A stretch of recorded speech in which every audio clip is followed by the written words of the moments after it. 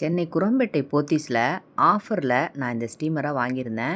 இந்த ஸ்டீமர் பார்த்தீங்கன்னாக்கா, இப்போ உள்ள காலகட்டத்தில் கேஸ் தட்டுப்பாடு நமக்கு, அதே மாதிரி இண்டக்ஷனில் அதிகமாக நம்ம கரண்ட்டை யூஸ் பண்ணிக்கிட்டே இருக்கிறதுனால, கரண்ட் பில்லையும் நம்ம கம்மி பண்ணுறது மாதிரி நம்ம சமையல் செய்யணும். அதுக்கு தகுந்தது மாதிரி தான் இந்த ஸ்டீமரை நான் வாங்கியிருந்தேன். இந்த ஸ்டீமர் பார்த்தீங்கன்னா, எனக்கு எந்த அளவுக்கு யூஸ்ஃபுல்லாக இருக்குங்கிறதையும் நான் காமிக்கிறேன். இப்போ இந்த 3 அடுக்கு உள்ள ஸ்டீமர் ரூ. 2900 போனது. இப்போ ரூ. 790 ஆஃபரில் 70% ஆஃபரில் கிடச்சிச்சு. நல்ல ஸ்ட்ராங்காக இருக்கும், நல்ல வெயிட்டாகவும் உங்களுக்கு இருக்கும், அடி கனமாகவும் இருந்துச்சு. 2 பக்கமும் ஹேண்டெலாம் உங்களுக்கு நல்ல கனமாக இருந்துச்சு. 2 ஸ்டீமர் உள்ளது நமக்கு நல்ல யூஸ் ஆகும். கீழே உங்களுக்கு பருப்பு வேக வச்சுக்கலாம், மேலே காய்கறி வேக வச்சுக்கலாம், அதுக்கு மேல் தட்டில் நம்ம ரைஸ் கூட வேக வச்சுக்கலாம். வாங்க இன்றைக்கி இதை வச்சு என்ன நம்ம சமையல் பண்ணலாம் அப்படிங்கிறத பார்க்கலாம்.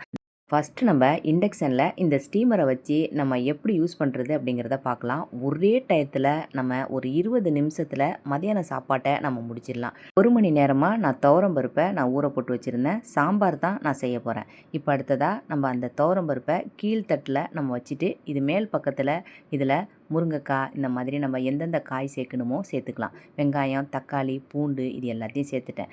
அதுக்கு மேலே இதே மாதிரியே 1 மணி நேரம் நான் அரிசியை நான் ஊற வச்சுருந்தேன். இப்போ இந்த மேல் தட்டில் இந்த அரிசியை இந்த மாதிரி தண்ணியெல்லாம் வடிகட்டிட்டு இந்த மாதிரி போட்டுக்குவோம். நம்ம கொஞ்சம் தண்ணி இருந்தாலும் பரவாயில்ல, கீழே நமக்கு வடிஞ்சிரும். மேலே இருக்கிற கிளாஸ் லிட்டில் கொஞ்சம் ஓட்டை இருக்கும், அதை அடைக்கிறதுக்கு ஒரு பேப்பரை சுருட்டி வச்சுட்டேன். இப்போ ஒரு 5 நிமிஷத்தில் நான் உங்களுக்கு திறந்து காமிக்கிறேன் பாருங்கள், எப்படி கொதிச்சிக்கிட்டு இருக்கு பருப்புன்னு. வெளியிலலாம் உங்களுக்கு பொங்கி வலியாது. இதில் இட்லிக்கு கொடுக்குற பட்டனில் தான் நான் வச்சுருக்கேன். 10 நிமிஷத்தில் தானாகவே ஆஃப் ஆகிடும். கொஞ்சம் கம்மி பண்ணி ஸ்லோவாக வச்சுருக்கேன். இப்போ இதில் பார்த்தீங்கன்னாக்கா காய்கறி வெந்திருக்கும். ஒரு 10 நிமிஷம் கூட ஆகாது, காய்கறி நமக்கு வெந்துருச்சு. இப்போ பருப்பும் நம்ம ஊற வச்சு போட்டிருக்கிறதுனால இதுவுமே நமக்கு 3/4 பருப்பு வெந்து வந்துருச்சு பாருங்கள். இப்போ இதுக்கு மேலே நம்ம காய்கறியை தனியாக எடுத்து வச்சுட்டு, இப்போ இந்த அரிசி ஒரு பாதி அளவுக்கு நமக்கு சோறு வெந்து வந்திருக்கும். இப்போ இதுக்கு மேலே உப்பு தண்ணியை நம்ம மேலே தொளிச்சு விட்டுட்டு திருப்பி மூடி வச்சுருங்க.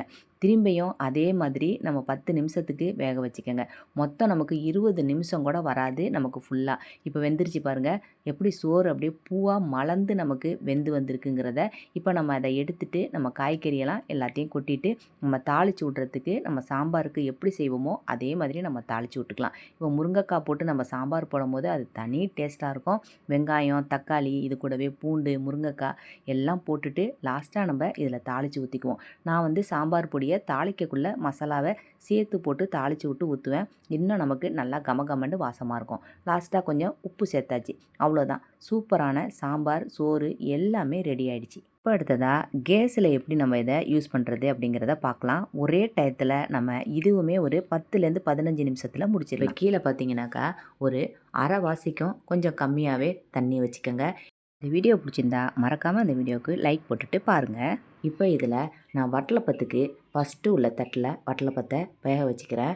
இப்போ நம்ம ஃபஸ்ட்டு நம்ம இந்த வட்டலப்பம் நம்ம ரெடி பண்ணி இப்போ வேக வச்சுட்டு அதுக்கப்புறம் இடியாப்பம் செஞ்சுக்கலாம். நாங்கள் இடியாப்பம் செஞ்சோம்னாலும் இல்லை ஜாலர் செஞ்சோம்னாலும் இந்த மாதிரி ஒரு வட்டலப்பத்தை செஞ்சு சாப்பிடுவோம். இப்போ இதுக்கு மேலே ஒரு மூடியையும் நம்ம வேர்வை வடியாமல் இதையும் சேர்த்துக்கிட்டு இப்போ மேலே இந்த கண்ணாடி மூடியை இப்படி மூடி வச்சுட்டு இப்போ வட்டலப்பத்துக்கு ரெடி பண்ணது எப்படி அப்படிங்கிறத நான் சொல்கிறேன். நான் ஏற்கனவே நிறைய வீடியோவில் போட்டிருந்தேன். இப்போ சிம்பிளாக உங்களுக்கு செஞ்சு காமிக்கிறேன்.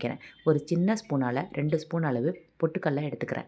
பொட்டுக்கடலை, பட்டாணி கடலை இப்படி கூட எடுத்துக்கலாம். ஒரு 5 அளவுக்கு முந்திரி எடுத்துருக்கிறேன். ஒரு 2 ஏலக்காவும் எடுத்துக்கிறேன். இப்போ 2 முட்டை எடுத்துக்கிறேன். நான் கம்மியான அளவில் தான் நான் இப்போ வட்டலப்பத்தை செய்ய போகிறேன். ஒரு 1/4 கப்பு அளவு நான் சீனி எடுத்துருக்கேன். கொஞ்சமாக இதில் உப்பு சேர்த்து இதை நல்லா நான் அரைச்சி எடுத்துகிட்டு வந்துட்டேன். இப்போ அரைச்சதை நம்ம அப்படியே ஊற்றிடக்கூடாது. வட்டலப்பம் ஏன்னா உங்களுக்கு நல்லா சாஃப்டாக இருக்குன்னு அப்படியே வாயில் வைக்கும் போது அப்படியே குறண்டு இல்லாமல் ஒரு கேக்கு மாதிரி அந்த அளவுக்கு இருக்குன்னு இந்த வட்டலப்பம். அதனால் ஒரு வடித்தட்டில் இந்த மாதிரி வடிகட்டிக்கலாம். கொஞ்சம் நிறைய அளவு செய்யும்போது நாங்கள் சல்லடை எடுத்து, அதாவது மாவு சலிக்கிற சல்லடையில் வடிகட்டி எடுத்துக்குவோம். ரொம்ப சாஃப்டாக இருக்கும் அந்த மாதிரி வடிகட்டி எடுக்கும்போது. இப்போ லாஸ்ட்டாக உள்ளதை நம்ம இதை அப்படியே தூக்கி போட்டுற வேண்டியது தான், அவ்வளோதான்.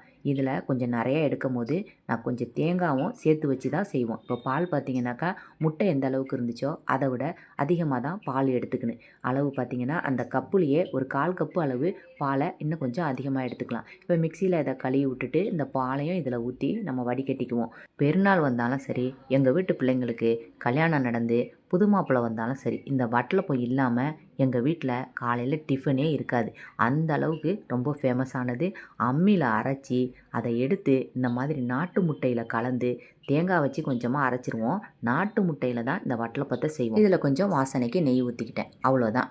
இதை அப்படியே வட்டலப்பத்தை ரெடி பண்ணிட வேண்டியது தான். இடியப்பத்துக்கு இந்த மாவு இடித்த பிறகு நல்லா வறுத்த மாவு, அதனால் தண்ணி இந்த மாதிரி நல்லா கொதிக்க கொதிக்க வச்சு நம்ம கலந்துக்கணும். நான் இதில் 1 ஸ்பூன் அளவு நல்லெண்ணெய் ஊற்றிருக்கேன். இதுக்கு பதில் இப்போ அனாமிகா சமையல் வீடியோவில் 1 ஸ்பூன் அளவு கார்ன்ஃப்ளோர் சேர்த்து இடியப்பம் மாவு பிசைஞ்சிட்டு இடியப்பம் சுட்டாங்க. பஞ்சு பஞ்சாக இருந்துச்சு அவங்க வீட்டு இடியப்பம். அந்த மாதிரி கூட அடுத்த தடவை நம்ம ட்ரை பண்ணி பார்க்கலாம். இந்த அளவுக்கு நம்ம நல்லா இதை வெந்நீரை கொதிக்க கொதிக்க ஊற்றிக்கங்க. நீங்கள் பச்சை தண்ணி கலந்து பிசையவே வேணாம். கொஞ்சம் கொஞ்சமாக இதில் தண்ணி ஊற்றி பிசைஞ்சிட்டு அப்படியே கொஞ்சம் நேரம் மூடி வச்சுட்டு கையால் நம்ம பிசைஞ்சு எடுக்கலாம். கொஞ்சம் சூடு ஆறின பிறகு ரொம்பலாம் கட்டி கட்டியாலாம் வராது. இந்த அளவுக்கு நம்ம ஒரு விஸ்கு வச்சு நம்ம கலந்து எடுத்துக்குவோம். சின்ன வயசு பிள்ளைங்க, ஃபஸ்ட்டு தடவை இடியப்பம் செய்கிற பிள்ளைங்க கூட இந்த மாதிரி பக்குவமாக நம்ம மாவு பிசைஞ்சு சுட்டு எடுத்துடலாம். ரொம்ப மாவுலாம் கட்டி கட்டியாலாம் வராது. விஸ்கு வச்சு செய்யும்போது ரொம்ப சிம்பிளாக ஈஸியாக வேலை முடிஞ்சிடும். இங்கே பாருங்கள், இந்த மாதிரி உருண்டையாக அதை உருட்டி எடுத்து வச்சுக்குவோம். இடியப்பத்தட்டில் உள்பக்கமோ வெளிப்பக்கமோ உங்களுக்கு எந்த பக்கம் தேவைப்படுதோ கொஞ்சம் எண்ணெயை தடவி விட்டுட்டு இடியப்பத்தை புழிஞ்சி எடுத்துட வேண்டியதுதான். சூப்பராக நமக்கு இடியாப்பம் சாஃப்டாக ரெடி ஆகிடும். அதை பாருங்கள், இடியாப்பம் புளியும் போதே எந்த அளவுக்கு நமக்கு சாஃப்டாக வருது அப்படின்னு. இப்படி நான் உள்ளே நம்ம ஸ்டீமர் உள்ளே வைக்கிறதுனால நான் உள்பக்கமாக இடியாப்பத்தை பிழிஞ்சி எடுத்திருக்கேன். கொஞ்சம் தட்டு அதிகமாக வைக்கலாம் அப்படிங்கிறதுனால நமக்கு வட்டலப்பமும் வெந்துக்கிட்டு இருக்குது. நம்ம ஒரு ஈடு இடியாப்பத்தை புழிஞ்சி வச்சு எடுத்துட்டு அதுக்கப்புறம் 2வது தடவை நம்ம இடியாப்பம் வேக வைக்கும் போதே நமக்கு வட்டலப்பம் வெந்துடும். அதனால தான் இந்த ஸ்டீமரில் 2 வேளையும் ஒரே தடவையில் நம்ம முடிச்சிடலாம் அப்படிங்கிறதுனால இதை நான் வாங்கியிருக்கேன். நமக்கு கேஸும் நமக்கு மிச்சம் ஆகும். இப்போ பாருங்கள், ஃபஸ்ட்டு ஒரு தடவை நம்ம இடியப்பத்தை சுட்டு எடுத்துட்டேன். இப்போ 2வது தடவை நம்ம வச்சு எடுக்கும்போது இந்த வட்டலப்பம் வெந்துருச்சு.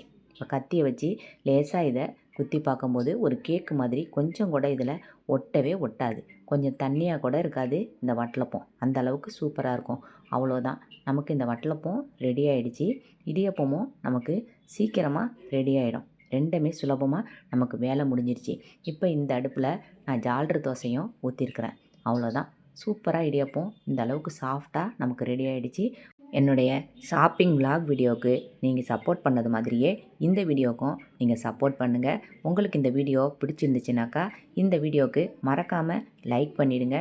நீங்கள் இன்னும் என்னுடைய சேனலை சப்ஸ்கிரைப் பண்ணல அப்படின்னு சொன்னாக்கா சப்ஸ்கிரைப் பண்ணவும் மறக்காதீங்க. ஒரு 1/2 ஸ்பூன் நெய்யில் பேக்கரியில் கிடைக்கிறது மாதிரியே ஒரு பிளேன் கேக் கிடைக்கிறது மாதிரி இந்த வட்டலப்பம் அவ்வளோ சூப்பராக வந்திருக்குது. இந்த வீடியோ லாஸ்ட்டில் ஒரு 4 பாக்ஸ் இருக்கும். 4 பாக்ஸ்லேயும் 4 வீடியோ இருக்கும். உங்களுக்கு எந்த வீடியோ பிடிச்சிருந்துச்சோ அந்த வீடியோவை பார்த்து என்னோடய வீடியோவுக்கு முழுமையாக நீங்கள் சப்போர்ட் பண்ணுங்கள். இப்போ ஜாலர் தோசையும் சிம்பிளாக செஞ்சு முடிச்சாச்சு. அடுத்த வீடியோவில் பார்க்கலாம், சரியா?